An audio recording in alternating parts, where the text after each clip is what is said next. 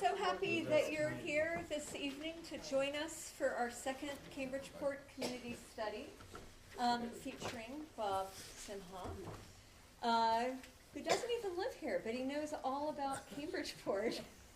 It's very convenient that MIT is in our neighborhood, and Bob was the head planner there for 40 years, from 1960 to 2000. Before I get started, I just want to introduce the Cna Board, because without them, we wouldn't be able to have events like ours tonight. So, Rebecca, please stand up and introduce yourself. Hi, I'm Rebecca Bowie. I'm the Vice President of the Board, and I'm going to be scribing notes tonight, so wish me luck. Okay. I'm Brian All. I am the recording clerk, so I'm going to be doing kind of the same thing. And those great notes are going to be at Rebecca's great website, which is cambridgeport.org, in a couple of days. So you'll be able to see them in just a few days. Okay, Rachel. Hi everyone, my name is Rachel Hahn, and I recently joined the board as of January, and I look forward to seeing more of you in the future.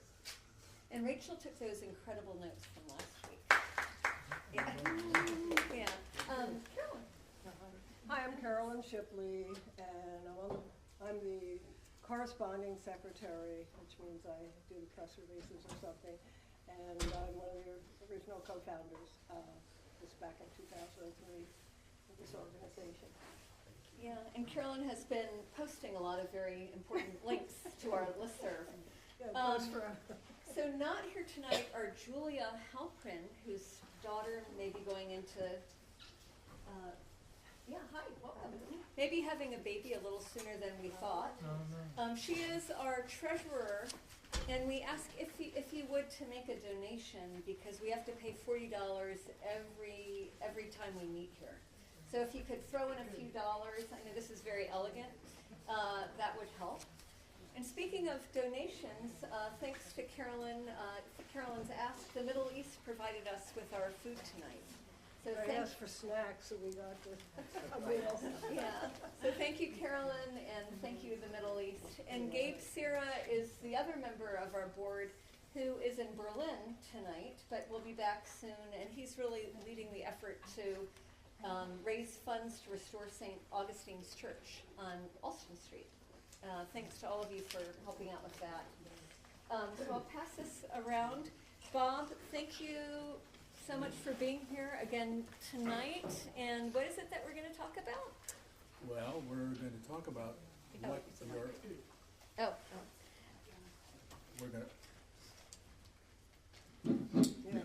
We're going to talk about what your eyes and ears tell you, and what you would like to share with your neighbors as a way of becoming a mega surveillance mechanism for this neighborhood. Last time we talked about sort of the history of Cambridgeport, sort of how we got to where we are, and along the way we've discovered lots of events which occurred that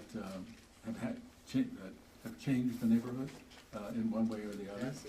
Some of it normal cycling from one generation to another, but other circumstances which may or may not have been desirable. So tonight what we would like to do is to begin to develop an anticipatory perspective. That is, instead of waiting for things to happen, to try to identify the things which are likely to happen, or things that are going to likely affect the future of the neighborhood, and begin to identify those things, both small and large. And what we'd like you to do is to think about, take your own block, for instance, and think about what's happening on that block, what things have already happened, what's happening, what you think might be happening. And then we'll expand the basis for the conversation to talk about the major, I guess we might call them threats or considerations that are going to be affecting the neighborhood as a result of major landowners in the area that have aspirations of one kind or another, so that we can think about how we might have a conversation with those people in advance, and so that they can understand better what the neighborhood desires. So this evening is really going to be more of a conversation with yourselves, where we hope that each of you will think about things that you would like to see, things that you don't like about the neighborhood, things that you do like, things that you think are missing that ought to be part of the profile of the neighborhood. I think the first thing we ought to do is make sure we all know each other. So why don't we go around the room and just introduce ourselves and tell us a little bit about who we are and how long we've lived here and so on. Okay, so has everybody introduced themselves? I think so. Okay, one second, Harold. Oh, wait, no, they introduced themselves as they walked in. Okay, Bob. Okay, well, now that we all know each other, we can. So our plan this evening is to try to get everyone to tell us a little bit about. Whoops. I just want to make sure that the recorder is on. Yes. It is. It is. So our hope this evening is to stimulate you to talk about those things that you like about the neighborhood, those things that you don't care about the neighborhood, things that you think are missing, and things that you have hoped for that will help improve the quality of life here in the neighborhood. We also want to provide a little context, and that is you need to think about the fact that the heart of the neighborhood are the kinds of houses that you all live in, but surrounding the neighborhood are areas of potential development that will have an impact on the neighborhood in one way or the other. Some of it will be transportation, some of it will be more people, some of it will be more traffic, some of it will be issues which we haven't even thought about yet. One of the things about Cambridgeport that you should learn about is some of the statistics that the city has provided us. So just to give you one little idea, is that if you look at the amount of usable open space in Cambridgeport, while you may think because the river is close by and Magazine Beach, which doesn't belong to us, belongs to the DCR, is there, this is one of the most poorly served public neighborhoods of the city in terms of public open space. The eastern end of the city generally is the least well served in terms of those things. So think about those kinds of things that you would like to see happen here in the neighborhood. Let me just give you a couple of things that you are probably generally aware of, but are going to be important considerations over the next 10 years.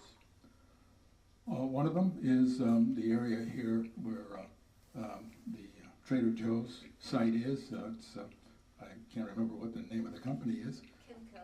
But at some point in the next few years, that company will seek to redevelop that property. One of the questions you should think about is, what would you like to see there? What would you not like to see there? What kinds of services would you like to see maintained? What services that are not existing in the neighborhood would you like to see as part of that development?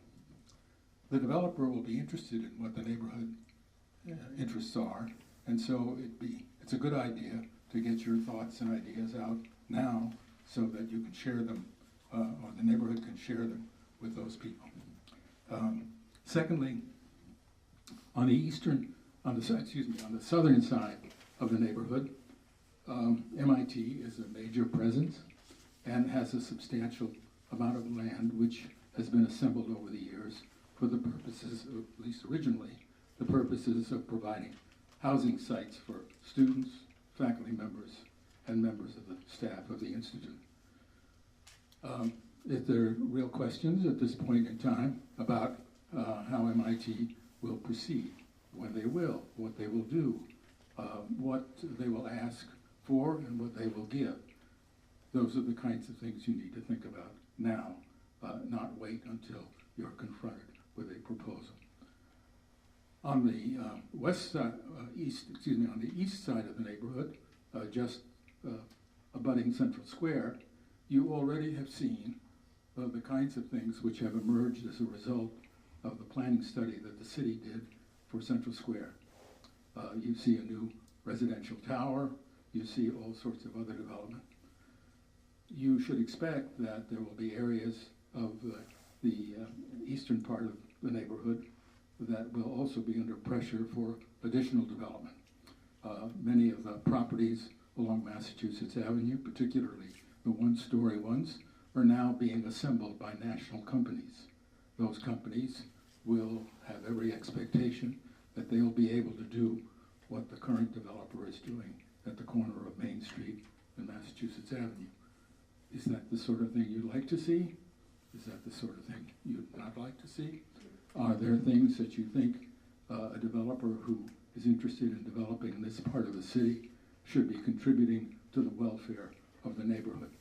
Those are the kinds of things that are going to happen.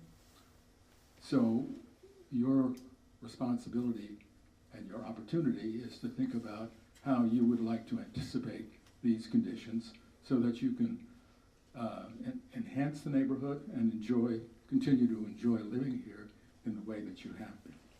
So let's start by asking for volunteers to, well, actually, I'm going to start with a person who is one of our city's experts on transportation, because one of the things that will affect all of us are changes in transportation that are imposed on the neighborhood by outside agencies. So if I may ask Steve Kaiser to spend a few minutes to tell you about the things that are going to be happening in and around the neighborhood.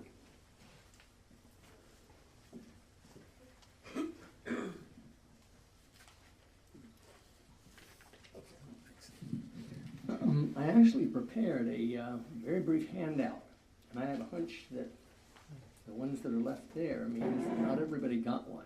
So it looks like this. So if you don't have one, please raise your hand and I'll...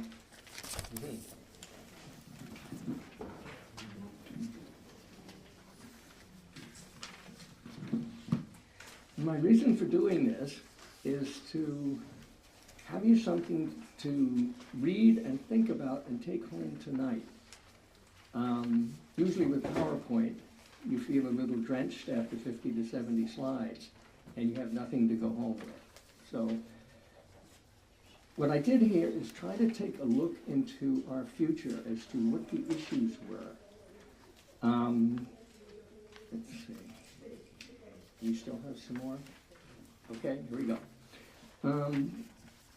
Because the Boston Globe the other day had this big article. It says, Cambridge was not successful in reducing the number of cars in the city. That was its goal. That was all the programs that it had. It wanted every neighborhood to contribute to this. And it didn't quite make it. There were some areas of success. So what more do we need to do? Because otherwise, if Cambridge grows and gets more and more cars, we're going to get swamped by cars. So I made a little list of eight items here that have been proposed in the past of ways of reducing the dependence on the car in the city without taking the car away from the citizenry, because I have one. I own it, and I park it on the street, believe it or not. So we want to be as flexible as we can. So I started off with better bus transit, because this is a top item for the MBTA at the moment, trying to push ways of improving bus transit. Second one is better rail transit, Red Line, Green Line, commuter rail. Third is higher gas tax, so we'll have more monies to spend on different ways of improving transportation. Fourth is changing parking incentives. And this is a complicated one, but a fascinating one. Zipcar is a classic example of that, where a private company owns the cars and then rents them out, shares the cars with people. So individuals do not need to own a car which sits on the street for a week, and then they use it once. That car gets shared around, and the result is a reduction in every shared car and about 5 parking spaces.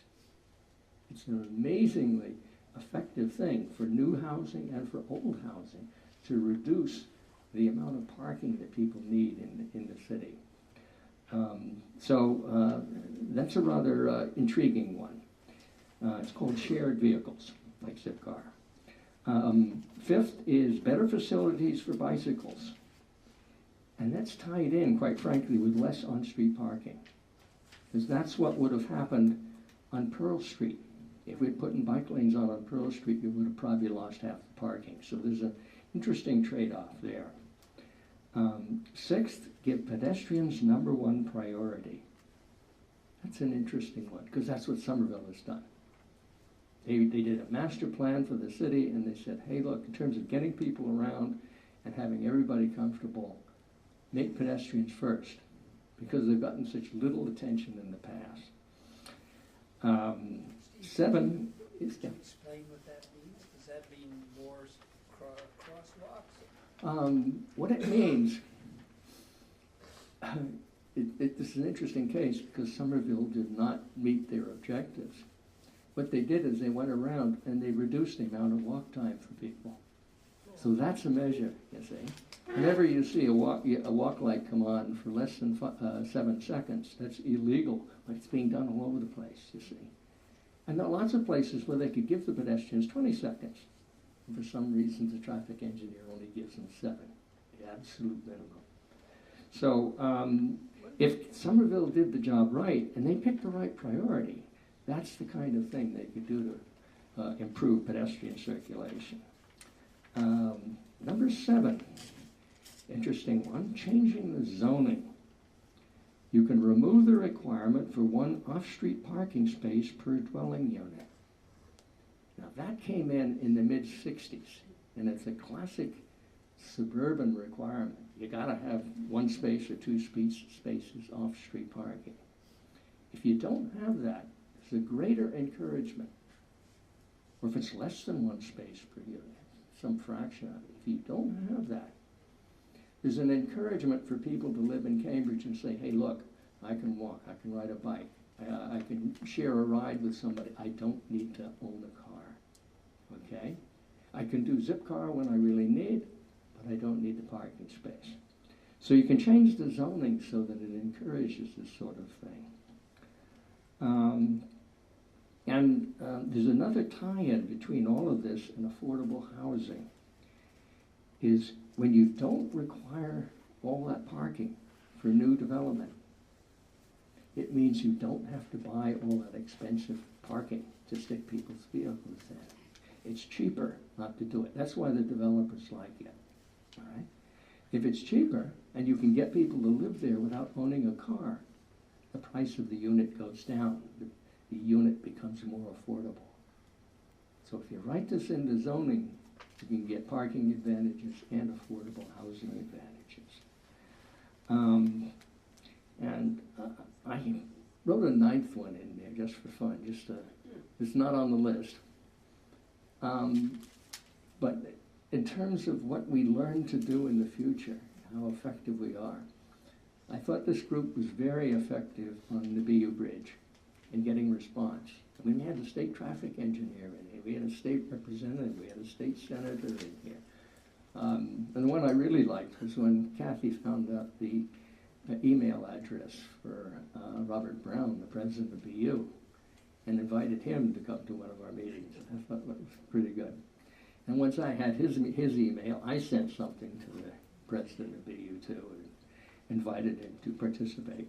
So we had quite a bit of influence getting people to work and think about what our concerns were. And what's happened in the last month or so, it's almost as if the bureaucracy got frustrated, either with themselves or with us. And so they're not communicating with me anymore. And they've got this strange problem with the new intersection over in Boston, is they have a long plate that runs along the new bridge, and it covers the expansion joint. It's a long steel brick, and it's got little bolts to hold it down and protect it. All the bolts are coming loose.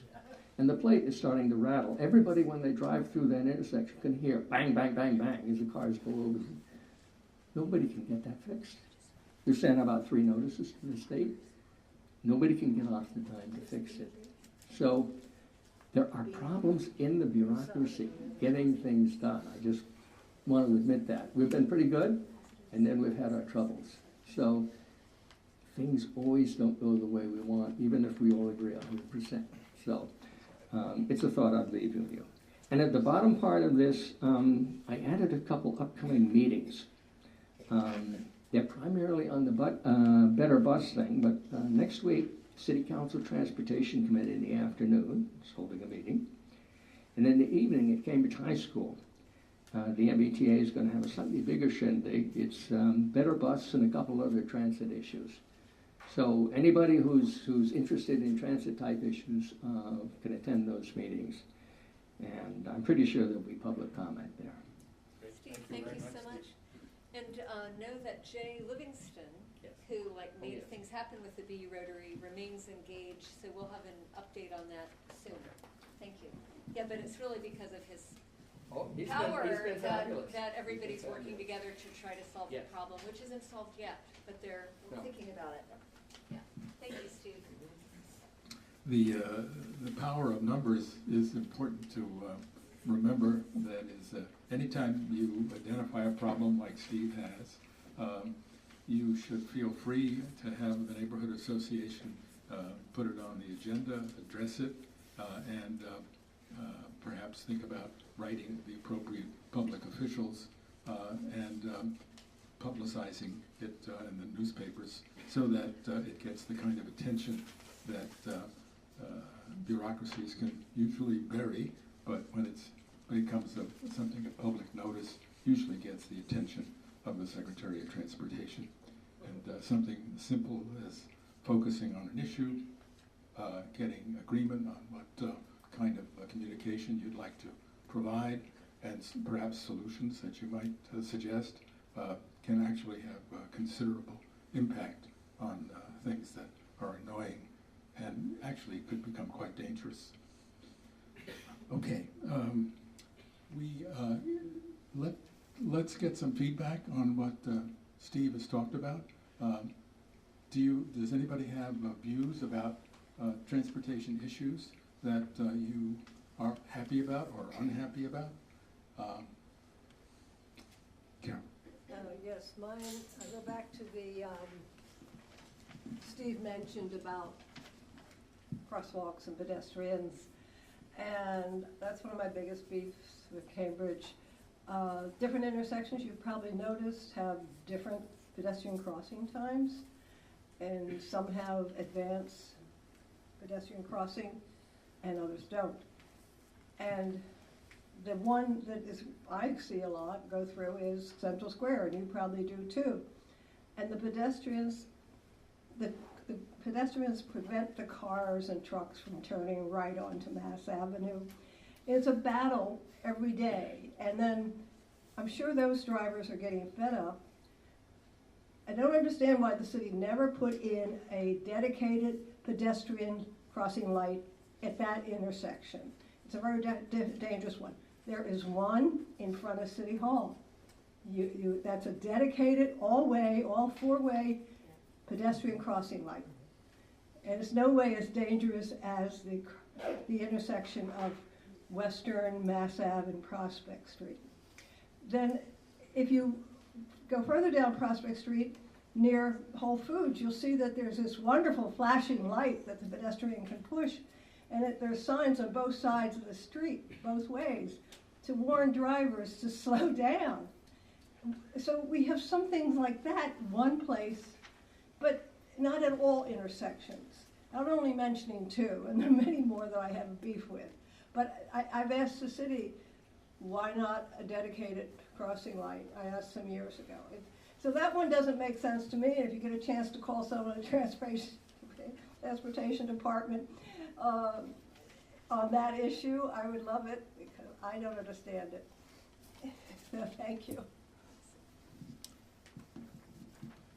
Well, one way to get something done about that is to, in fact, talk about it, get get Mr. Barr down here and have him explain to the assembled group why he hasn't done that. He can be quite responsive when confronted by a large group of people who seem dedicated to getting improvements in all sorts of transportation issues, but particularly pedestrian ones. One of the things you should ask for, incidentally, is the police department keeps a log of all accidents involving pedestrians and cars on every intersection in the city. Simply asking for that report will give you an idea of how many events actually occur in the neighborhood. And that will give you the basis for essentially presenting a set of real concerns in a coherent way. Can I make one PS to that?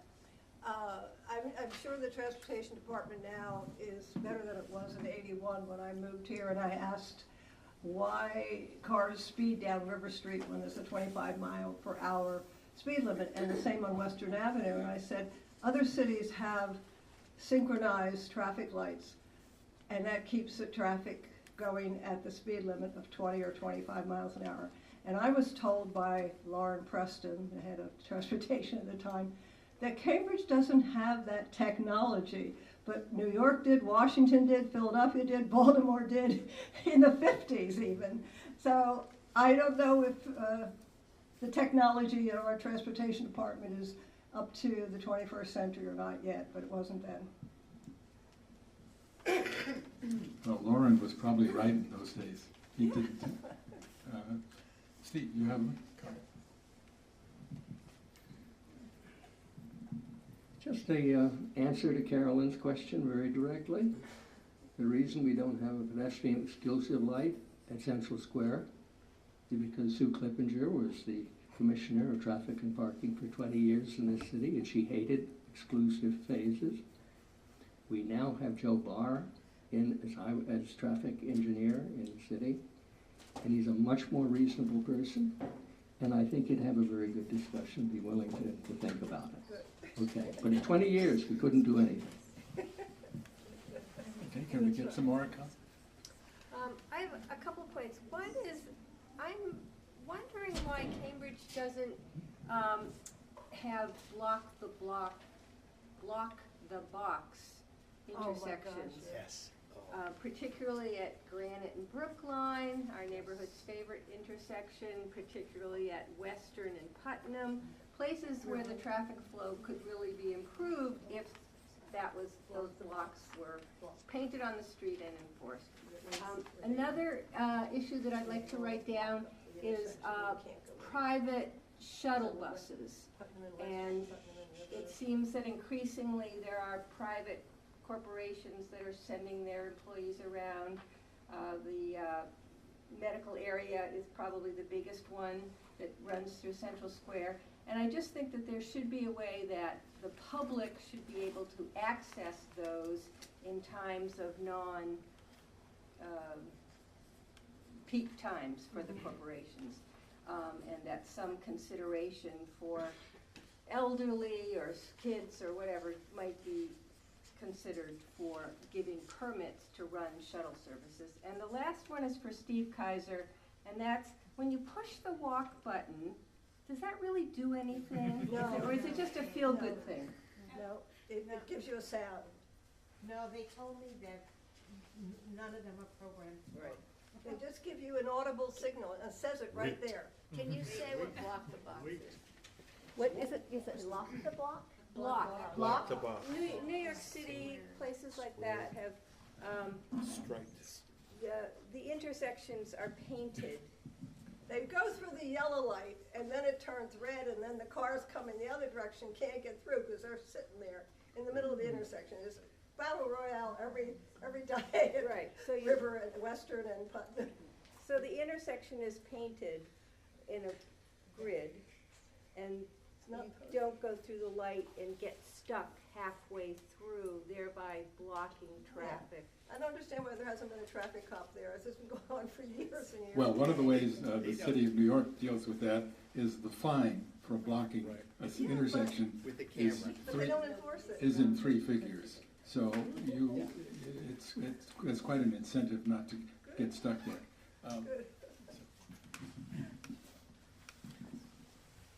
Sure, I have three observations. One, I feel that currently we're just making do with what we have because of you've been able to change your commuting patterns or your patterns to go get supplies.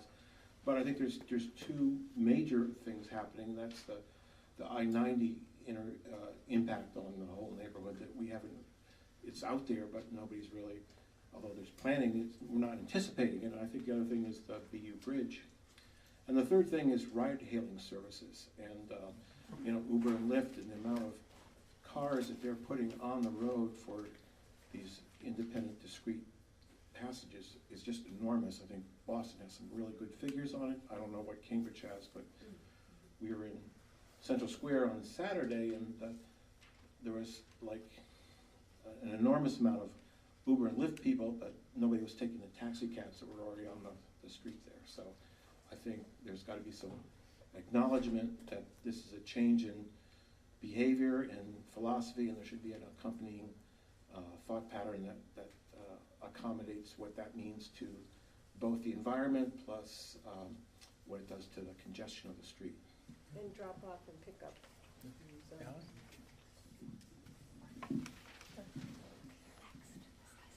Yeah, I just wanted to echo the concern about Uber and Lyft as someone who bikes every day through Central Square.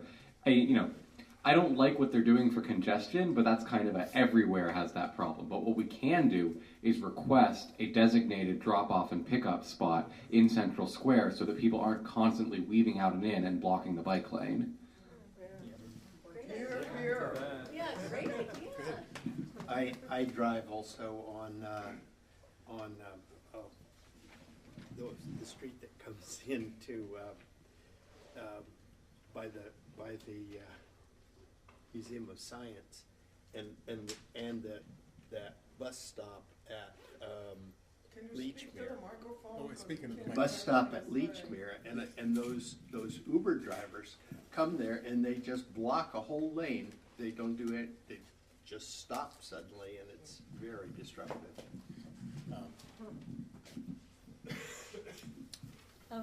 Paul has a question over there. For our information, there is data on every Uber and Lyft pickup in the city, because the city gets a fee for every time they pick up a passenger. So there is data on how many. Yeah. I work in Central Square, and there are no standing signs everywhere. Like 40 years ago, I remember getting a ticket for no standing, and I learned what it means. And these Uber drivers, they pull up into a no standing area in front of Starbucks, whatever. They put on their flashers and think, well, I'm good. It's like, no. What part of no standing don't you understand? Get out of here. And where is the city to slap a ticket on the window so that these drivers, if they come here from wherever, they come into the city to work, no standing on Prospect Street. I mean, it's super busy. And then also, I learned in driver ed 45 years ago, you don't do U-turns on a double solid yellow line. Right. Central Square, driving through or whatever, and right in front of me, boom, a U-turn. Another one, 3 U-turns, within a block. Because they get the pickup signal and they're like, oh, there's my ride over there, and I don't want my rider to have to cross the street. I'll do a U-turn on a double solid yellow line. Where is Cambridge Police? I thought that is a rule. And it's extremely dangerous when you pull a Yui on a busy street. That's my beef.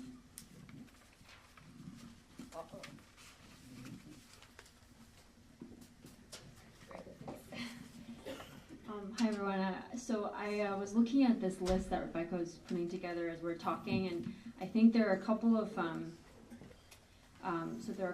points that I think would be really helpful to get people in Cambridgeport, especially people who work on in the data team at Cambridge, to get involved. So I work at a software company professionally, and I work with data a lot.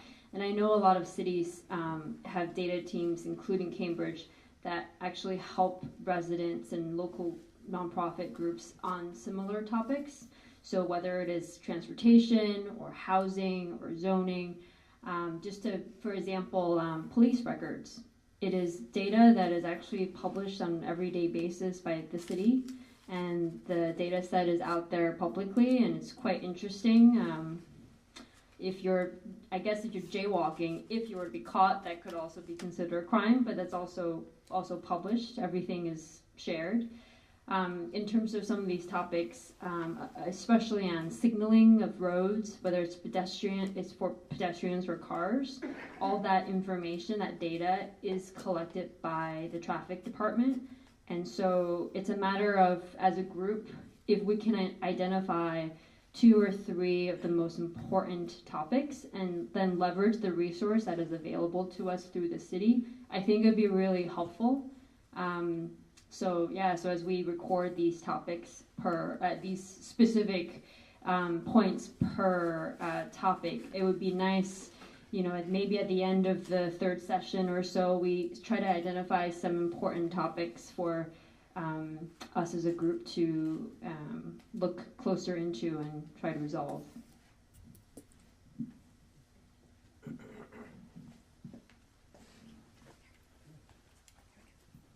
And I know the city, if you looked at the recent City Life, we have these new data analysts for the city that are reviewing all sorts of data, trying to help to make... So I actually know the City of Cambridge's data manager, as a friend of a friend, and he actually has trouble getting local residents and businesses to suggest either new type of data that the city should share with all of us, the general public, as well as how he can better do his job. What's his name? What's his email? Yeah, Rachel, we're listening. I think that's a great idea. Yeah, it is. Yeah, so we'll move forward with your recommendation. When have they ever solicited that? Never. So Never. it's actually on it's actually on the city's website. They talk about it. I think what might be difficult is there are lots of different channels to reach people, and it can also, I have to say, even for myself in this tech space, it can be hard to navigate the city's website. I literally had a hard time trying to find some information earlier the other day. So as we moved on these topics, it would be nice to identify the priorities, and then we can maybe talk as a group of how to engage with the various resources. I'm not just picking on the data team at Cambridge, but whether it's the police department, fire department, the traffic department. It seems like in this room there are a lot of contacts we all have. Thank you, Rachel. So to follow up on that, I think one big takeaway message I heard is getting the police department to enforce the traffic laws in the neighbourhood and on the periphery of the neighbourhood, and whether we might want to think about engaging with the police department around that. It would mean we would all have to obey the traffic laws, but maybe we could become a model neighbourhood of good drivers, good bike riders, good walkers, and decrease fatalities generally and injuries in our neighbourhood and around our neighbourhood. So that's one big takeaway I took from there. I just want to introduce another topic because I live on Florence Street and I basically look out over Mem Drive, Storrow Drive and the I-90. And someone mentioned I-90 already, and that's a really important development that's going to really change our lives here. The other one is I am continuously frustrated with the fact that the city boundary ends at Mem Drive and we have no control over what happens at Mem Drive and Magazine Beach, and yet we have a huge open space, we have beautiful, potentially beautiful riverfront to enjoy, and we're completely cut off from it. I cross that Mem Drive almost every day on my bike. I ride along the riverfront when I can, and it's extremely frustrating that we have this beautiful neighborhood, lovely, potentially lovely riverfront. It's really hard to navigate it. How do we engage the Commonwealth on this issue, because they seem to be completely unopen to it. And I know there's a design project that's going to happen around this area, and we really need a focus on getting the neighborhood connected to the river. Guy, it just so happens That we have a couple members of Magazine Beach Partners right here, Deisha Goodwin and Brian Conway, and me too, and Preston Fisk's wife Olivia was on the board for a long time. So that's actually, it was the first big initiative of the outside of fixing up Dana Park, of the Cambridgeport Neighborhood Association. So because of our collective work, over $2 million of investment has gone into the park. And very soon, there's going to be a lot more work happening at the park because of community advocacy. So we've been working with the community, the city, and the state to make things happen. But it is like happening. It's only taken 8 years, but it is happening. Let me just reflect on that, because I know about these efforts. Yeah. Okay. And you've done as much as you can, but it's a really, don't mean to be rude, but it's a drop in the bucket. It's that facility is in the center of the metro area. It should be a jewel in the crown, not a mess. And the fact it's taken you 8 years to get what you've gotten, which is the park has been rehabbed, but the connectivity to the neighborhood or to anywhere else is absolutely pathetic. And it's no offense to what you've done. You've been working really hard on this, but we need to work more on it. Yes. Let me intervene here for just a second. I need your email, Guy. Yes. This can be a very specific task and request. The DCR currently has been putting off these kinds of issues all up and down Memorial Drive. But as a result of pressure and as a result of cooperation with the Community Development Department in Cambridge and other projects that are attended on the drive and on the interface between the city, have been getting DCR to understand that controlled pedestrian access across Memorial Drive is a priority, and that with the city's cooperation and in part the city's investment, they are prepared to do this. They're currently working on a project right now at the corner of Ames Street and Memorial Drive, which is another very similar situation. And so you have every reason to believe that if you focus attention on this particular issue, you can focus both the city and the DCR's attention on this issue.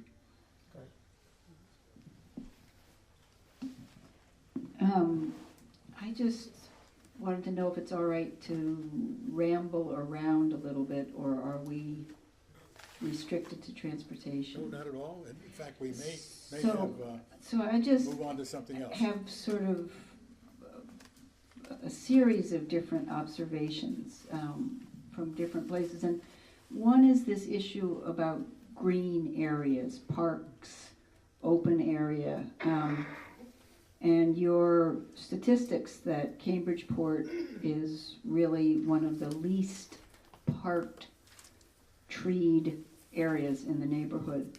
And it's been my observation also in wondering about whether we might actually, probably someone's done it, but it'd be interesting to sort of map out where there are little parks, big parks, spaces, and what could be done with them. And so I'm interested in how that could be. Everything from, and I'll just say this because it's my own two very particular small issues. One is about Alberico Park. I'm actually very interested in the basketball court returning to Alberico Park. It was taken out maybe a dozen years ago. It was my opinion that the neighborhood, that there was a concern about teenagers being in the park. And so they created an absolute area in which teenagers were not welcome. And they put in one swing and some other things in the skating rink, which nobody knew about. So So I'm interested though in spaces that are multi-generational. So one is about Alberico Park. The other thing is something Kathy, Susie, and I talked about years ago, and someone else. There's that little teeny park at the corner of River and Pleasant, but it's surrounded by bushes, so you can't access it. And I know it's somehow seen as privately owned. If there's a memorial stone at the front of it to a veteran. It's Tubman Park. Tubman Park. Anyway, there are some places that we have, and that's one of them, that simply by redesigning it, people could actually sit in it. And they're saying, no, we don't want benches because then homeless people will. It's like, let's put chairs in it, but let's access it. So there's a whole thing about that. And in the same way, about community gardens. I mean, ways in which there can be more spaces like that. I mean, part of the whole Simplex Park area was creating a park that had no relationship to our neighborhood at all. Your frustration about accessing the river, I agree. It's like, get over to it. It's really hard. That little park over off Sydney Street, it's like, who can go there? So I just want to say those things. A couple of other things. One of the things that I love about this neighborhood, I know it's very dense, but part of it is the mixed heights. So you can go along and you can have a building like this, but it's next to a building that's like this, and then maybe like this, and you want space in between them. And so I'm really concerned about trying to create models within our neighborhoods that have single family next to three-decker, spaces in between, a little more green, and then you can go up from time to time.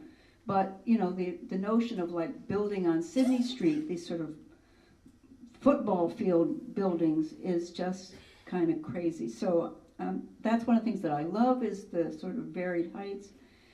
The other thing that I know some people who have been here longer than I have remember is that there used to be a community center in Cambridgeport on Henry Street, and Cambridgeport's the only neighborhood that doesn't have a community center, and it's relevant to me because one of the things I long for is community spaces. And we know even in terms of meeting, you know, we can come here and pay $40, or we can go to the library, but we don't really actually have community spaces which allow for community gatherings. So that's one of the things that's on my mind. The other couple of other things, I came of age in my 20s and 30s, or 20s in Cambridge, when people were in co-ops like crazy. And there used to be the 100 Flowers bookstore in Central Square, and you could go there on Sunday, and there would be like 150 people looking for co-ops who had home openings in their co-op and stuff like that. And even just the sense about cooperatives as living situations. And I'm interested now, as I'm older, about multi-generational cooperative possibilities. Like, how do we think about that in our neighborhood? When Green Cambridge began, one of the things that we tried to do, and it didn't happen, was to sort of look within our neighborhood about who had what resources and who could offer those. So kind of like our own ride sharing or our own internal sense of being more connected. So that's it. Can I say something about Tubman Park? Yeah, something quick, because I think we need to have some new voices. Just one comment about Kathy's comment about Tubman Park, which is opposite the senior center where... No. Is that the one you're talking about? No, it's opposite the women's center. It's that little teeny. Yeah, that's what I meant, the women's center. Next to Keezer's. It's called Tubman Park, and on the city's Envision Cambridge plan, they are calling it a park. So I think they have plans, or they're thinking about making it into a park. Right now it's a raised. It's part of the River Street redesign project that's happening as well. I don't have a whole statement, it's just to say that Tubman Square is included in the redesigned River Street project that's just beginning. So I think in terms of redesigning that whole corridor of that park, the redesign of that park is also included in that plan, in those conversations. Thank you.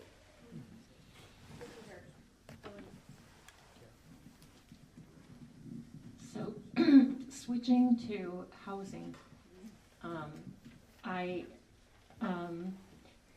wanted to let people know, if you don't know already, that there are lots of meetings going on throughout the city in anticipation of the what's it called? Envision. And in addition to the I-90 project, I think that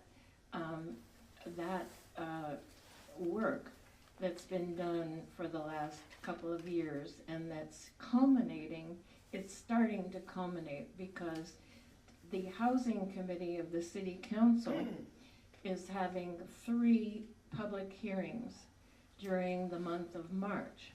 And that committee is chaired by Denise Simmons and Councillor Simmons and Councillor Siddiqui. There is no zoning drafted yet, but the zoning proposals that were presented in the Envision process will, I believe, be the focus of those hearings. And so I think it's really urgent that in addition to talking about transportation, which is definitely urgent and is relevant to the development, the housing development that's being proposed along the corridors and within the neighborhoods, that people be awake for those housing committee hearings, because they, I gotta tell you, it's a election year coming up, and there are city councilors who want this to happen very quickly, and who are not even waiting for zoning proposals, and that's it. So pay attention, please. I'm glad that Carol raised this question, because one of the things that the neighborhood really has to focus on is the impact of some considerations about how to increase housing stock in the city for both people requiring affordable units, but to recognize that this is a more complicated proposition, and that sometimes in trying to do a little good, you may end up doing quite a lot of damage to the existing fabric of the city. There are many opinions about this, but the thing that I think the takeaway from this discussion is we, in the intervening weeks, we hopefully, with Kathy and Rebecca's help, will send out to you information about these proposals and some of the implications of these proposals, so that you have a better idea of what is likely the result of this circumstance. One of the underlying features of this, these discussions, this Envision study began as a $3 million planning process for the entire city. It has devolved into essentially a focus on affordable housing, almost to the exclusion of many other things, unfortunately, because it is something about which many people are passionate about. It's very important for a neighborhood to understand what the implications are for the proposals that are being floated. In simple terms, there is an effort to try to figure out how to use the limited land resources of the city to increase the housing stock. There are only a few ways to do that. Obviously, one way is to increase density. Another way is to essentially remove existing housing and replace it with other kinds of housing. And you need to be attentive to what the implications may be for Cambridgeport. So we'll try to share with you information that will give you some idea about how to think about this, and then hopefully the neighborhood will be able to articulate a position to the city council committees that are appropriate. Let me give this on here. And if there are other issues on housing questions, please feel free to speak up.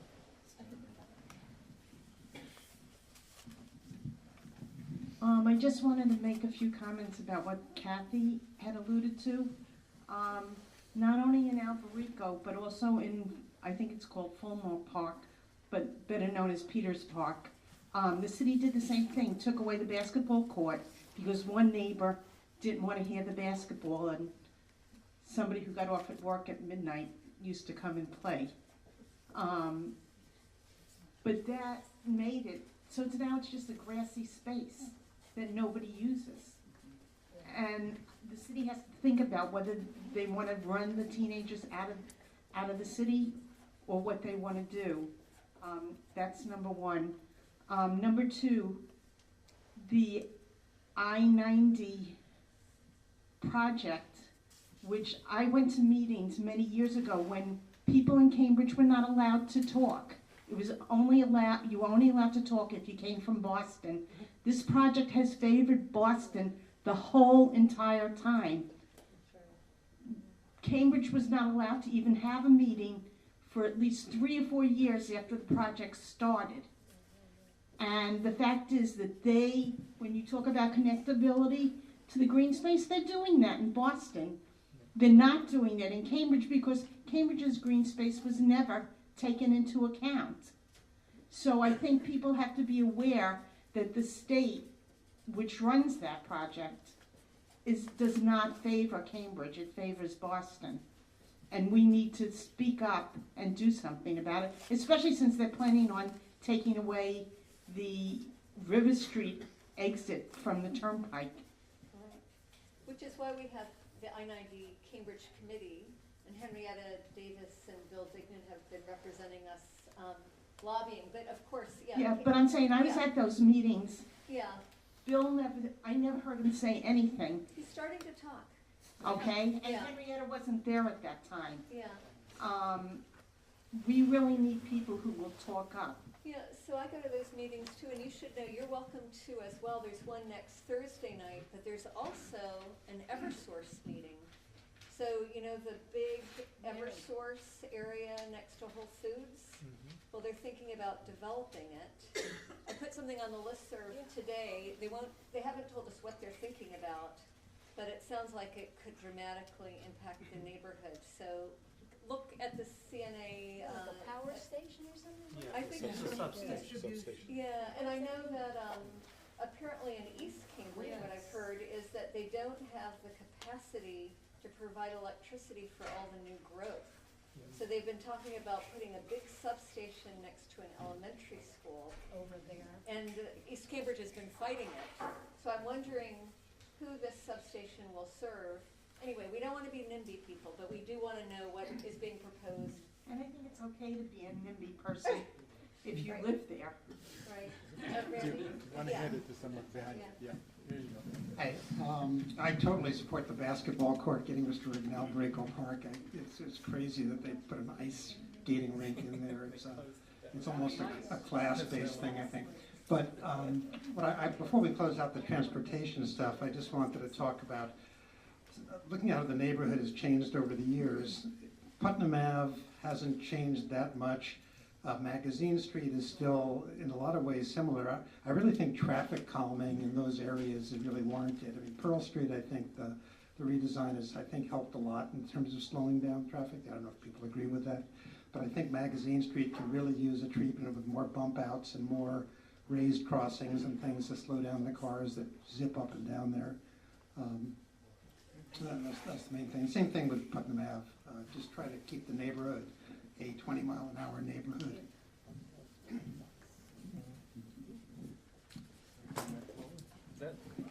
On the Magazine Street, there was a study done on that, and the police said there weren't enough violators of the 25-mile-an-hour limit to warrant traffic calming.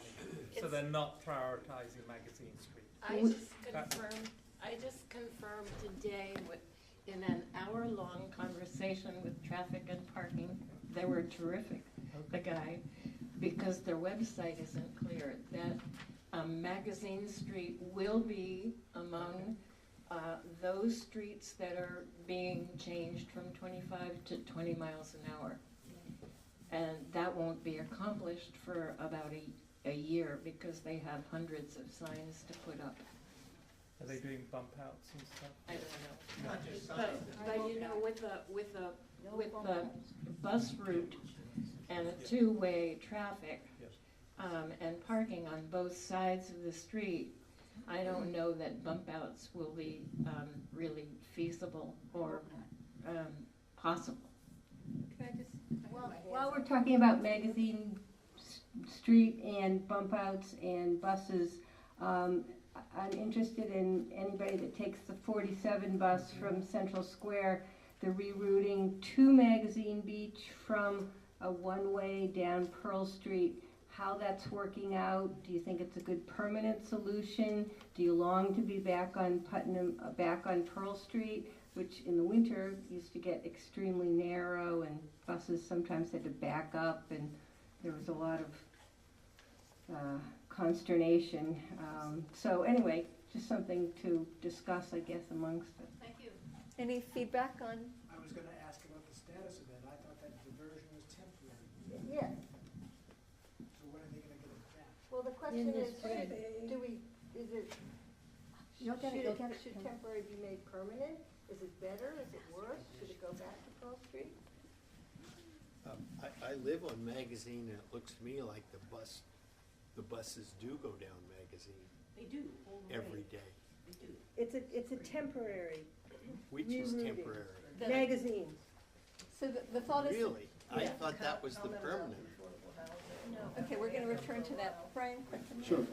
I think there's a whole host of issues that have been raised here, but I think consequential to those should be what kind of leverage and effectiveness do we have in bringing a consensus of what we believe into action, or physical. I mean, you've had some experience in neighborhood leverage, and what are some models that you think would be successful in this situation? Well, let me comment on that very briefly. In one of the other neighborhoods in the city, which where I live now in the East Cambridge area, the East Cambridge Planning Team, which is the equivalent of this Cambridgeport Neighborhood Association, has the police officer responsible for that neighborhood comes to every meeting and reports on crime statistics, traffic statistics. Secondly, every time there's an issue, the traffic director is invited to come to that meeting and speak to a particular issue and address suggestions that are being made by the neighborhood. The neighborhood sometimes is successful in getting immediate reaction. Sometimes they have to press further. Sometimes they have to take initiatives themselves in terms of designing solutions and putting them forward and pressing them. But they have a very effective procedure for ensuring that the neighborhood association hears from both the police officer and the traffic director on a regular basis.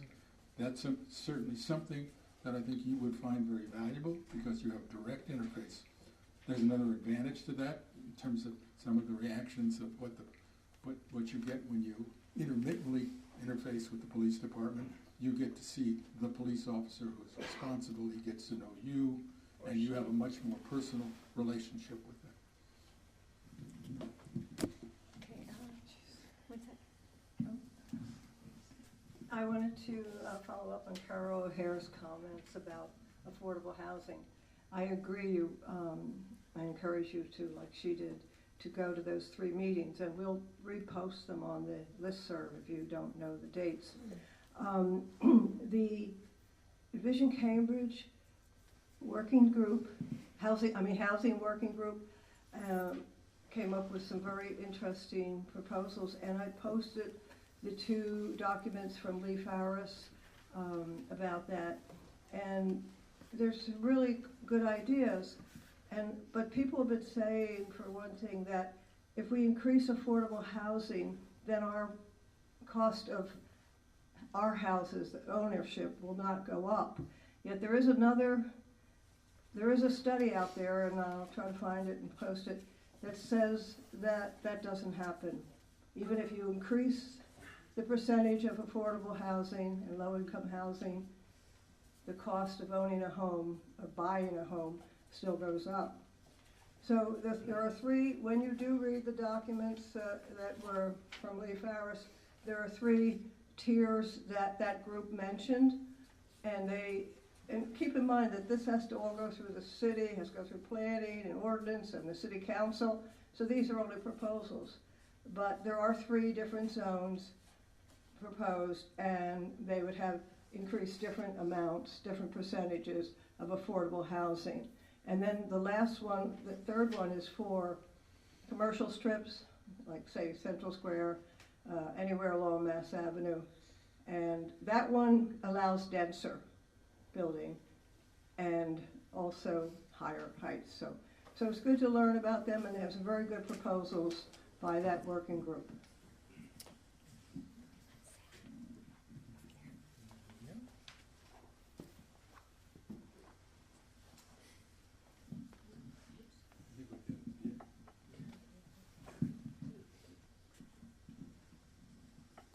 At last, nepotism pays off.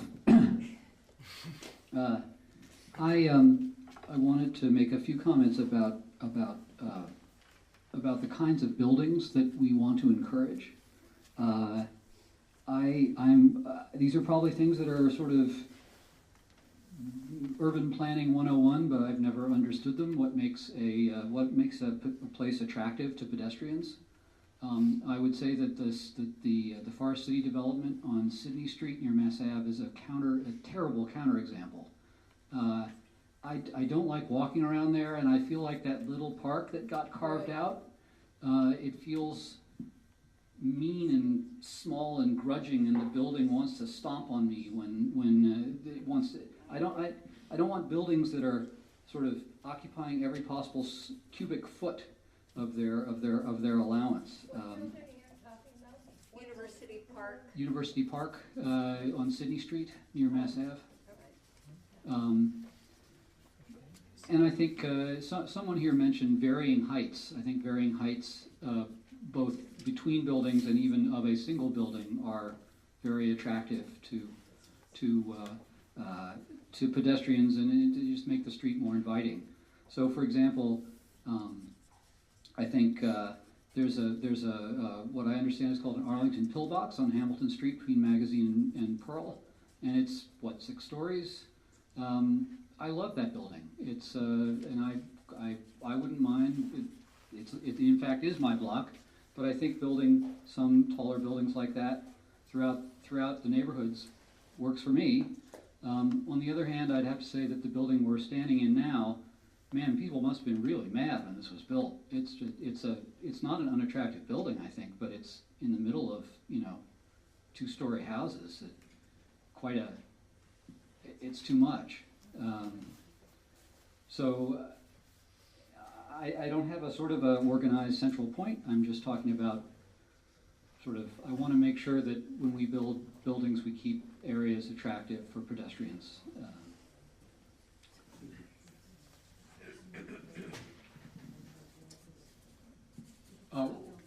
The subject of housing can be quite emotional, and one of the things we all have to be very careful about is the language which is used. There's a great deal of passionate language about affordable housing, and people rarely understand the full implications of those policies. There are 2 agencies in the city that, 2 nonprofit agencies that build affordable housing, and they build affordable housing that is exclusively for that purpose. But most of the affordable housing that's produced is produced in connection with a market rate housing project, so that only a percentage of those units are assigned for affordable purposes. So what you have is a circumstance in which the sites that are designated for affordable housing are really a combination of market and affordable housing. And the dominant use is market rate housing. So the point that you make about the fact that things really don't get better economically is quite true. But we have to be very careful because the passions of the moment always press in the direction of appearing to solve some social problem. So you really have to be prudent about what you're thinking about. Lee Farris, who served on that committee, and the committee members were asked a question about just how big should this city be? What role should it play in terms of meeting the housing needs of the metropolitan area? Should it try to do it all itself, or should it try to be balanced? Are we only serving, or are we only prioritizing the low-income community? Are we concerned about the middle-income community? Are we recognizing that thousands of people who come to the new buildings that are being built in Kendall Square represent a different kind of housing need? We don't have a very good conversation about that, and we need to have that happen at the neighborhood level because it's not happening in places where it should. So I would hope that you would all read the various materials that are suggested because they can have a significant impact. In terms of the point that was just made with respect to design, one of the things that Kathy and I have talked about is that you have in this neighborhood a very deep inventory of professionals who are planners and designers and engineers. And one of the things we would like to do, and if you have neighbors who are in those fields and are not here this evening, we would like to recruit them to essentially play a role in helping to design future development areas in the neighborhood that are more interesting, more appropriate, more balanced as a way of demonstrating the Cambridgeport's view about the character of the neighborhood that they'd like to see in the future. So if you have neighbors who do those sorts of things, let us know and we'll try to reach out to them. We have a few right here that may have some interesting opinions too. Yeah. Bob mentioned early on the parcel at the end of Magazine Street, which Trader Joe's Micro Center parking lot. On the zoning map, a very substantial portion of that property is currently zoned for residential.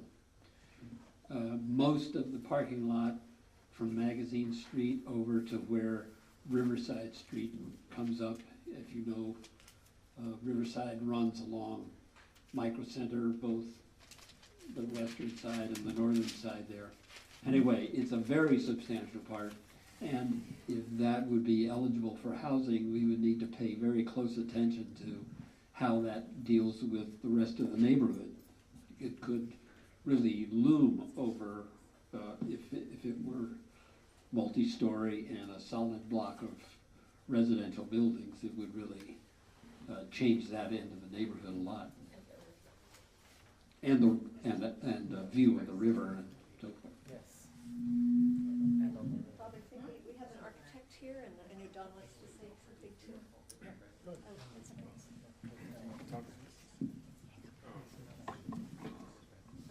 Hi everyone. Oh, sorry.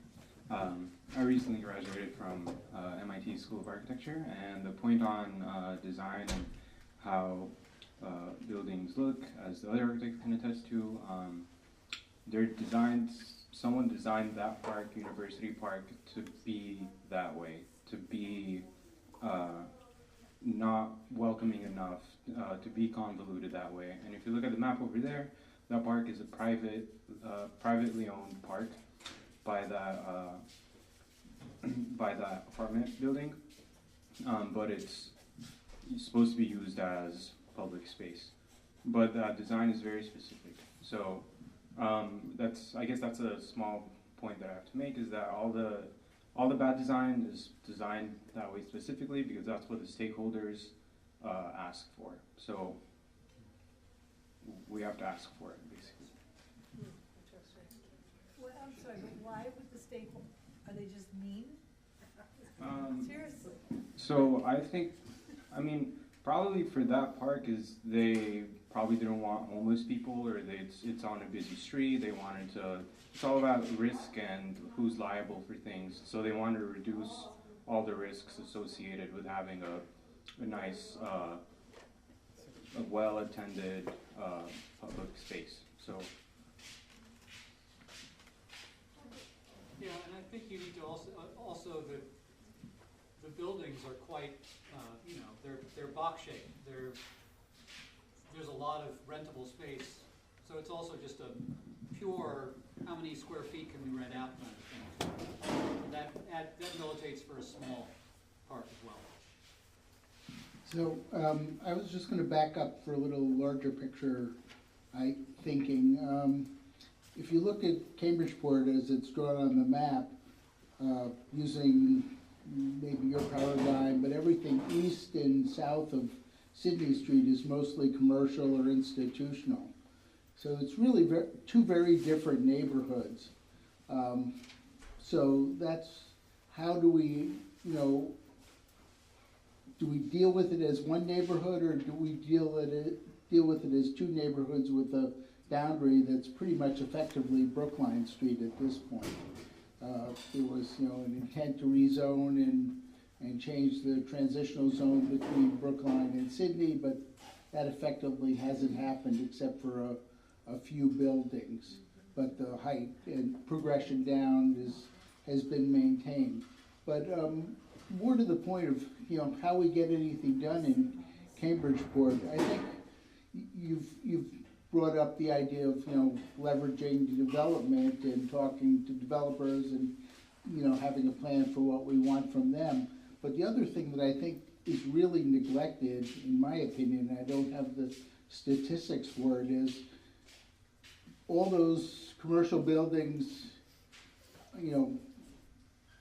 this side of Brookline Street on, are sending a lot of tax revenue to the city. And I don't think there's ever been any evaluation of the equity of what the neighborhood is getting back in terms of, net export versus import of funds. And my impression, and again, I don't have the numbers, is that we're on the, the poor end, short end of the stick in this, that we're not getting the open spaces. Some of my little pet peeves are above ground utilities, and I think maybe, I don't know what the Eversource substation issue is, but it may be tied into MIT's new power plant, because they're in fact running utility lines to connect to the new power plant along Putnam, Sydney, Erie. That's been in front of the Pole and Conduit Commission for the last few months, so it may be something to do with that. But I look out my window and Thomas Edison or Alexander Graham Bell and go, I know what that is. Looks really familiar. It's just a rat's nest, and it also contributes to lack of reliability of the network in the area. So anyway, what I would like to do is find some way, once we've identified what our goals are, is to go to the city and say, look, we're sending with University Park, Biomed Realty, Alexandria Realty, all of these companies in the area are sending a tremendous amount of tax revenue, and we're not getting a fraction of that back, or not a fair fraction of that back. So.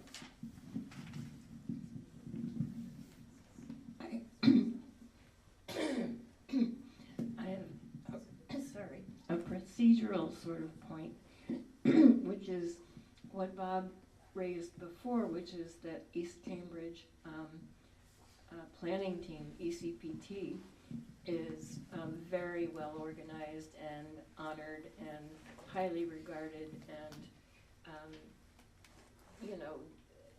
the city listens to them, but several of the reasons are that they have been around since 1938, or I think something like that, and they meet.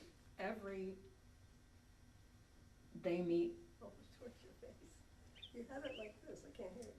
Can you hear me? Now, when it's closer. Okay, hold it towards your face. They meet every month regularly without fail, and they have a huge amounts of development there. They're surrounded by development all over the place, and it's overwhelming them. So, you know, no wonder they get all that attention. So I'm not saying we won't, but to expect a police person to come here for every one of our meetings, I don't think that's going to happen. I don't think it would be nice, but I don't think that's going to happen. Oh, it will. Yeah, I don't think you should be, I think you guys are too shy. It's part of their job. And, We used to have the police come at every meeting, Bob, Yeah. but they sort of took over the meetings, and there would be like 10 people there getting overtime for an hour and a half. So you started thinking, really? So, No, I think but maybe they need to appear more The thing to do often. is that, as Carol points out, in East Cambridge, people are much more directive. They say, they give the police officer 10 minutes, and they know specifically who will come, and that's it. I mean, so you can't be sort of loosey-goosey about it. You have to be quite disciplined, and that discipline does pay off. Yes, well, we're getting that way. I want to make sure some people that haven't spoken get to speak, because there are quite a few that haven't spoken. Somebody asked what architects think about this. I don't know. Has anybody noticed what happened next door? And that really bugs me. I love that It porch. used to be a beautiful building with historic character, Oh, and it it drives porches. me crazy. And then somebody said that this is the victim that we're all suffering from, is the value of the real estate here is forcing people to buy a property. The only thing you can do with property when it's valued at what it could be maximized out to is to maximize it out. So there's a little teeny house that was on Pearl where Lawrence Street hits Pearl, and now it's a hole in the ground, and I don't know what's going in. You can always go to City Hall and find out what's in there. Oh, it's going to be a one-family. One family? Well, that's interestingly rare. One-family modern Yeah, house. okay. Is what's noted. Anyway, so density's good, yes. But what they did over here was somebody said they can't afford to strip the paint or something, and they got some Brooklyn architect, I looked him up, and he took the porch and made a porch into square footage. So a big open porch. Now, by zoning, that's the same value as an enclosed room. So they actually they puffed this thing up, and it was just, it's horrible what you see happen to. And I talked to Ron G to go, how could they do that? Well, no, all they got to do is get a building permit and ruin a historic house.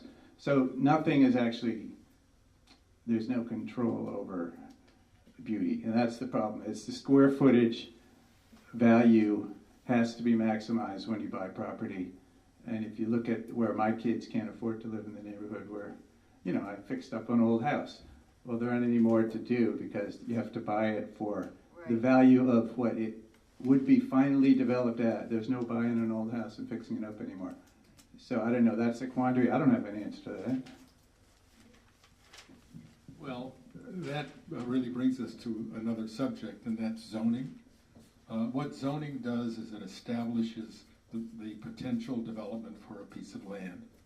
And you can set that potential development at 0 for open space. You can establish it as it is in this neighborhood in 3 different districts that essentially allow only for lower densities. If you keep it at a low density, then its value will only be limited by that density. If you allow it to grow in terms of zoning permission to higher densities, you will get taller buildings, you'll get older buildings purchased on the market, taken down and replaced with bigger buildings. The formula is very simple. It is really just plain arithmetic. If you allow for more development, there's more value, and people will pay more money for an existing building, and the fabric of the neighborhood will change. If you, the zoning that currently covers Cambridgeport has been through, at least in my lifetime, 2 distinct zoning traditions. In 1962, the city updated the zoning in those days. In those days, prior to that, there were no requirements for off-street parking, and that was added to the city. But the densities for this neighborhood were raised slightly, and people took advantage of that. You have to look at that and look at what the second time around did in the 1970s, which was to essentially try to stabilize the neighborhood. And you have those protections today, but you have to be careful about tuning them, making sure that they're observed, and that's the only way you'll keep the character of the neighborhood as it is. Because the market forces are relentless in a community which is growing at the rate that Cambridge is growing. So it's really quite straightforward, and one of the things I think you should do is to put together a small committee that focuses precisely on the implications of every zoning district in the neighborhood and show the neighborhood what actually can be built there.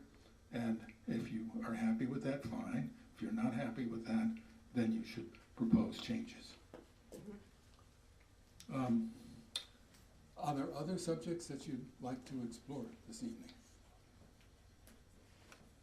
Let me suggest some. Go ahead, Alan. This might be a dumb comment, because I am a little new here, but it's always struck me as a bit strange that we have a little bit of retail on River Street, a ton of retail on Mass Ave, and then nothing in the rest of the neighborhood. That I looked at the zoning map, and it struck me as very strange that there's just like one spot, Pearl and Putnam, where the block is zoned for business. And I kind of wish there were more like small shops and little eateries inside the neighborhood. If Gabe Cira was here, that's his pet peeve. He's an architect on our neighborhood board, a resident of Hamilton Street, a tenant of Steve Kaiser. But what really concerns him is there were all these little restaurants, there were all these little shops, and now they're all turning into luxury condos. And, so we've had, in the last 3 years, we've had 2 auto body repair shops replaced with luxury condos. We've had a little biotech company. Boyce Watson is developing the area. Well, he's not developing. He's the architect. Juan Cerna is the developer for the area across from Rite Aid. But that's what's happening. It's all becoming housing when it was a lot more interesting. So there must be something we can do about that, Bob. Right now, all zoned residential, isn't it? It wasn't all zoned, and there are many stores like next to St. Augustine's. There's a house that was once, it's now a house, but it once was a store. And on Pleasant Street, there is a house that once was, a couple of houses that were once stores. So residential is permitted in commercial districts. But it's zoned as a residential district. Pardon me? Yeah, commercial is permitted, residential is permitted in a commercial district. But not vice You're saying, but not vice versa. There is a formula in the city zoning ordinance which tries to address the point that you're making. So, for instance, in portions of the new developments in East Cambridge, they specifically did not want to have these large biotech buildings that didn't have any retail space on the ground floor. They mandated that those buildings had to dedicate the ground floor of those buildings to for retail purposes. So there is a device in the ordinance that will allow you to assign to a particular area of the community the authorization, or sometimes the mandate, that if a new building is being built, it must include a certain amount of retail space. So that is a possibility, and there are, the city has some incentives for doing that. I think you have to decide where you want that, how frequently you want it, what type of retail you think you need, and then I think you can give the city direction in terms of the zoning zoning that may be required to implement that. Let's go back there and then we'll come back here.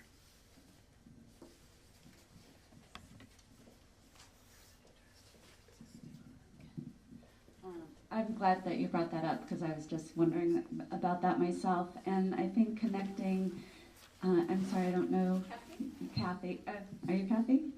To your point earlier about kind of community spaces and that there aren't really any places to gather, I think that there's a nice opportunity in the certain kinds of retail or coffee shops or things like that, that if that could be more interspersed throughout the neighborhood.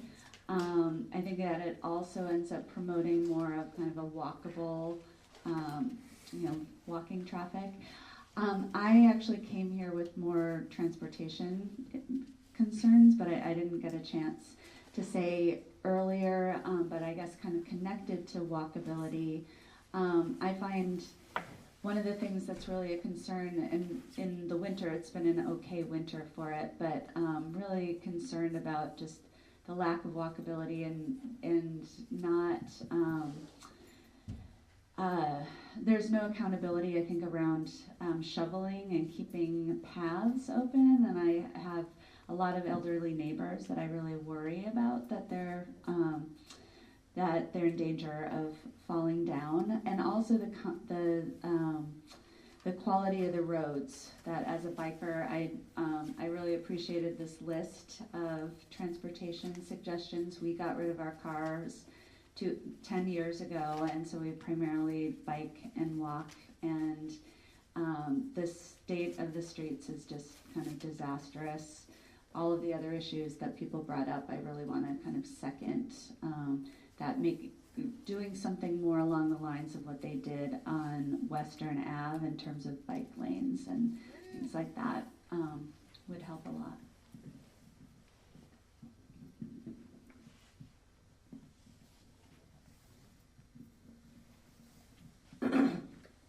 I live on Kelly Road at River Street, and there used to be a store in one corner. It was an antique store, but there was a store. And there used to be another store on the other corner, which the problem with it is parking. People nowadays don't walk to buy stuff. They take their car and they go and buy stuff. Because, both of those stores didn't have any parking. And I've seen 3 grocery stores in the corner of Kelly and River Street go out of business because there wasn't any parking. And I've seen, the antique store was a special case. Yes, it was. But still, when it comes to retail in Cambridgeport, we have to think about the fact that people don't walk anymore to buy groceries. And the main problem is basically we need a big grocery store in Cambridgeport. If we're going to talk about retail. And we have Trader Joe's and we have Whole Foods. But when it comes to Whole Foods, it's too expensive for a lot of people in Cambridgeport. And Trader Joe's doesn't have a lot of stuff that people need or want to buy because they also do everything organic. So that's what we need.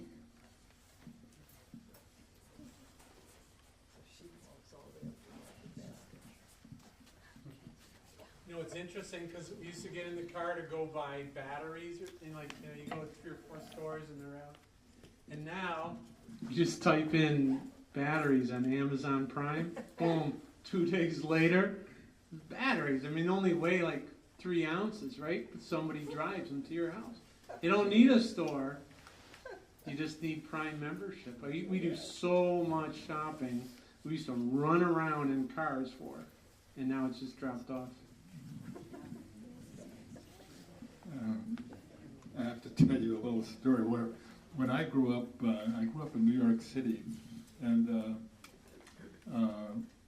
in those days, some of you will laugh, but milk, bread, cream, butter was delivered by a horse and wagon. And it was delivered every day. Just like Amazon does now. And the horse knew exactly how many steps to take for each house. Just like Amazon does. So, in a sense, what goes around comes around. But at the same time, there is I think, a desire for a social event in which people have a local store where they get to see a human being and have a cup of coffee or buy things that are not perhaps of their sort of primary household needs, but things that they need or want. And there are lots of good examples of this kind of thing in cities around the world. We certainly should look at them and see whether there aren't ways that we could implement some of those ideas here. And then finally, there are lots of cyclists in the neighborhood, and the question of whether access to some of these shops by cycle should be better accommodated. And also, from the point of view of parking, one of the things we could ask the traffic department to do for the existing retail shops is to make 1 or 2 spaces adjacent to the store, essentially for short-term parking. So there may be ways that we can help the existing ones, and we can encourage other ones. You guys, we're going to be wrapping things up because we'll be The closing. building that she's talking about, which was that very unusual antique store that was often not open, but when they decided to sell that, there actually were 2 parking spaces behind it. And it was bought for $1 million, and it was only allowed to be 2 floors, 2 units. There was a unit above and a unit below. But when Mark Boyce Watson redeveloped it, they went to the zoning board and asked to have 3 units because that would make it affordable, because they had spent $1 million for it. So they got to build 50% more. It violated every zoning thing to build a 3rd condominium. So then they sold each of those 3 condominiums for $1.5 million.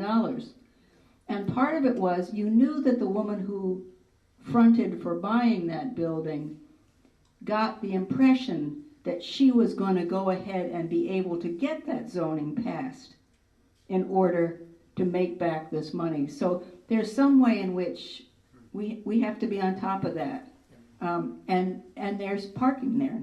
So it's interesting what can be done, who's interested. I think the last thing I'm interested in is also who owns property in Cambridge now, which has really changed even over the last 10 or 15 years. You know, we used to be upset about greedy landlords, but a lot of those people lived around here.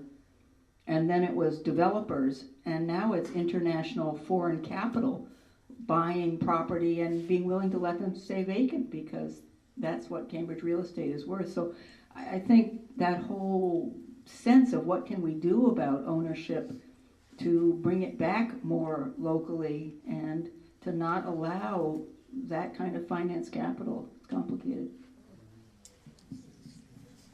Okay, Steve, but then you're going to bring it to a close. Yeah, Bob, one of my favorite historic stores in Cambridgeport is the Pearl Market. Started off as a house, and then they expanded the whole first floor into a store and built out to the back of sidewalk. And back in the 60s, that was a hotbed of activism against the Interbelt, run by 2 Greek guys.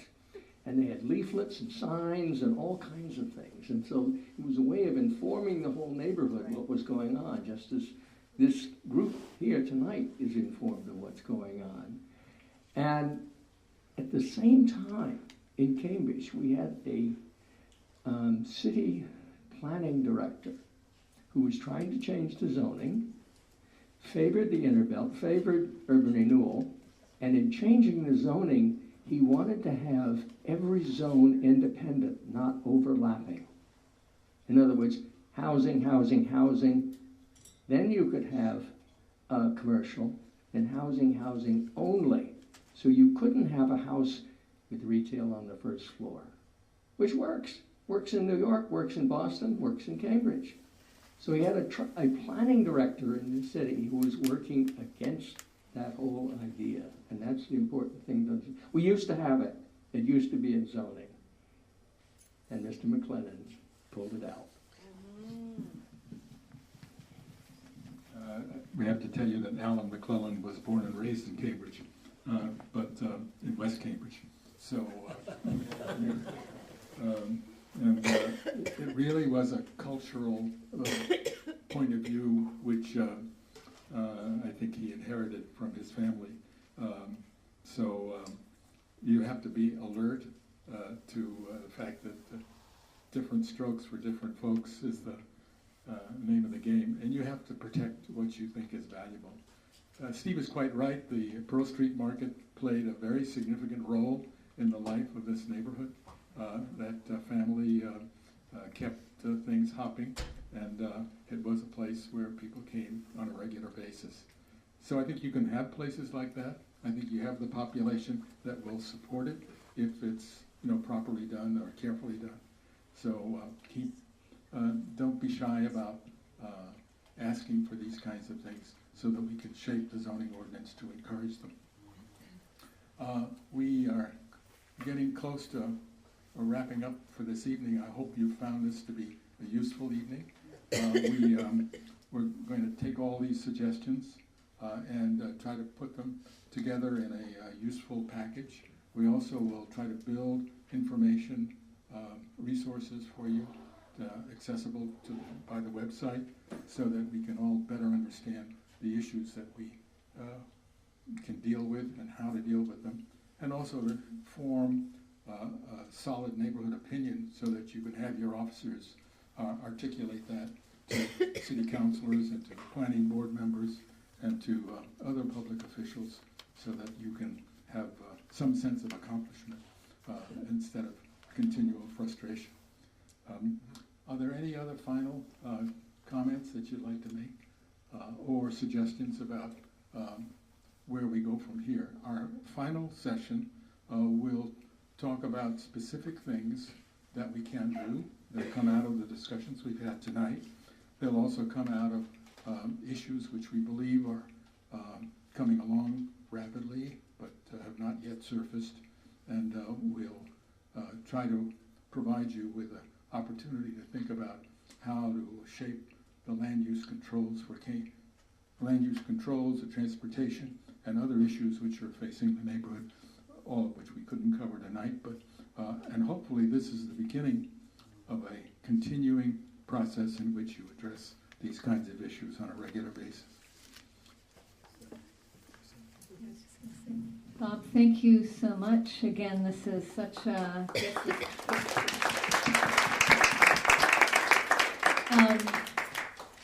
The website is Cambridgeport.org, and our listserv, I think probably most of you are on the listserv, but if you're not, please join. If you go to Cambridgeport.org, it'll tell you how to join the listserv, and you can become part of this continuing conversation. We may get around to developing a survey, who knows what we're going to do before March 5th. Also, we need help. Teresa, I'm going to let you say something.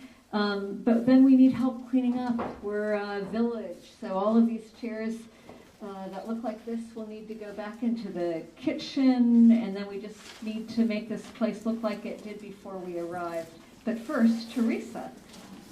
Oh, I just wanted to say, this person here that mentioned about the market, that when the community changes, then we get less, sometimes if the community is less diverse, the markets and the coffee shops, they're less diverse. They're all kind of the same, so I think it's good to, I do think we need another market closer in different coffee shops and things like that. And the person that, I think it was Kathy, a community place, I think that's a great idea if we can do that. It's one of the inspirations for doing the survey of churches is because we've been concerned. The churches have always been centers for community, and one of the things that we've learned is that our churches, the state of our churches, is very healthy, much more healthy than we thought it was. But there are a few that are not so healthy that need to be reinvigorated as community spaces. Laura. I just wanted to add about the community space. The community space used to be on Henry Street and Brookline. It was owned by MIT. There was a daycare center. There was a teen center.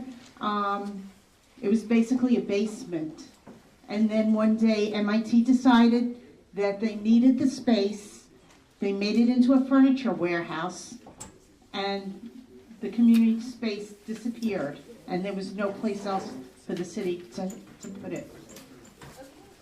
I just wanted people to know. Is that the postal facility now? MIT postal facility?